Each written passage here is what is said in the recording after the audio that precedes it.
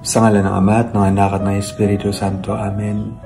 Panginoon, gabayan niyo po ang lahat po ngayon ng mga nahihirapan, ang lahat po ngayon na may mga pinagdadaanan, at lahat po na mayroon pong kinakaharap na mga problema.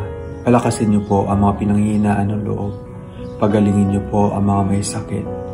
Pabalikin niyo po sa inyong daan ang mga nawawala. Akayin niyo po ang mga nag-iisa. Samahan niyo po ang mga nalulungkot at mga nagdurusa. Panginoon, sa kung ano pa man po ang aming mga pinagdadaanan, hindi po kami bumibitaw sa inyo pong pagmamahal sa amin. Ipagpatawad niyo rin po ang aming mga pagtataksil sa inyo. Ipagpatawad niyo rin po kapag kadalasan po kami ay nagiging makasarili. Ipagpatawad niyo rin po kung hindi po namin naiisip ang mga maraming pagkakataon na kayo po ay aming nasasaktan. Panginoon, sana po pwede lagi kami magsimula sa inyong grasya. Sana po turuan niyo po kami lagi na magsimula sa inyong pong pagmamahal sa amin.